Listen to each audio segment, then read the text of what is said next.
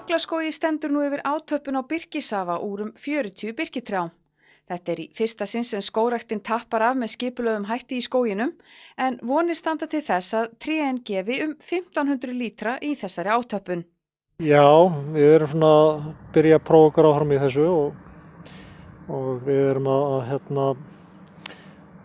að tappa birkitrjánum. Þetta er alltaf þekkt með birki að þá svona síðustu vikurnar áður en það laukast að þá fer það að draga mikið vökva upp í stofn og trjákrónu og þetta er það sem við erum að sækjast eftir og í þessum vökva er aðalega sykur og síðan ætlum við að seljum við þetta fyrirtæki í Reykjavík Fosdistillery sem heitir það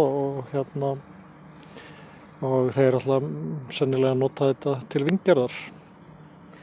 Er þetta jafnvel möguleiki fyrir skógabændur framtíðarinnar að ná sér í smá aukapeninga á vorin með því að tappa af birkitrjánum? Það getur alveg verið það ef að menn hafa aðgang að sæmilega vöxtulegum birkiskógum og svo þetta ekki síst ef að menn planta birki og þá þurfum við bara að bíða þess. Birkisafan má nota í ýmislegt, til dæmis í brauðbakstur og í sírópsgerð. Ekki þó síður vinsælt að drekka hann eins og hann kemur fyrir af trénu því hann talinn vera meinhollur. Safinn til dæmis sagður hafa góð áhrif á frjókornaofnæmi og eins sagt að hann hafi yngjandi áhrif á útlitið og sé líka kynörvandi. Já, það ekki dórleiklegt Ég hef ekki drukkið hennar staðaldri þannig að ég hef ekki fundið henni áhrif á mér en þó. Engin mælanleg. Nei. En já, hvernig þessi birkisafi? Er þetta glær vökvi eða Já, þetta glær vökvi og svona fyrstu sín mætti bara halda að þetta væri hreint vatn en það nú ekki. Bragðið náttúrulega ekkert þetta svona örlítill sætu kemur sem maður finnur og það nú eiginlega kannski bara skynsamlegast að prófa þetta. Herri, ég alveg til í það. En mér skilst að þessi safi hafi kannski ekki svo mikið geymsluþol.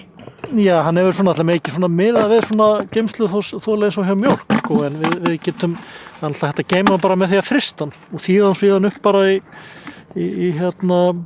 kæliskáp eða einhverju slíku eða bara hafa ekki of mikinn hita þegar maður að þýða hann upp.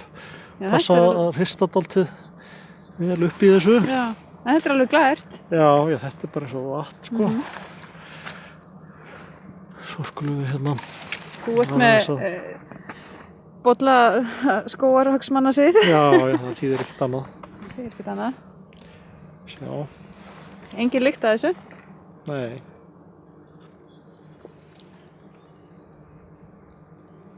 Það ekki mikið bragð að þessu. Nei, en það svona einhver áferð svona önnur áferð heldur en á vatni. Já. Það passar. En þeir sem vilja prófa að tappa bara trénu í garðinum heima hjá sér, geturðu gefið þeim einhver góð ráð? Hvernig ber maður sig í rauninni að? Já, ég held að sé nú kannski einfaldasta aðferðin bara ef maður með birkitré og það kannski einhver grein sem maður vill losna við. Það getur maður bara sagað hlutagreinni burtu og stungið svo bara flösku upp á. Og þá bara að koma vökvina og þá bara koma og safnast í flöskuna. Þetta fengi býsna mikið magn með því. En er ekkert hættu því að maður sé að eyðileggja tréð með því að tappa svona af því? Má það alveg við því að missa allavega vökva? Já, það allavega ekkert búið að sýna fram á það neins staðar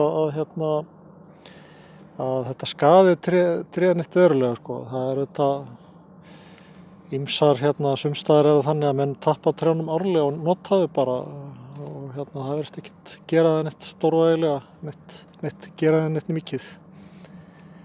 En svona jafnaði þá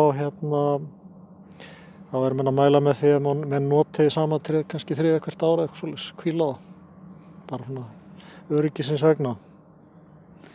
En ég allavega get mælt með því hvað bragðið varðar að þetta bara hinn ágætasti drykkur og sérstaklega ef hann hefur ef hann stútullur af steinefnum og andóksunarefnum og Já, hefur yngjandi já. áhrif og Já. kynörvandi og fró Það var þetta allt í besta og mál, lagar sko. frónamið og hvað er Það var þetta allt í besta mál, sko. Það er bara að gera að prófa. Já,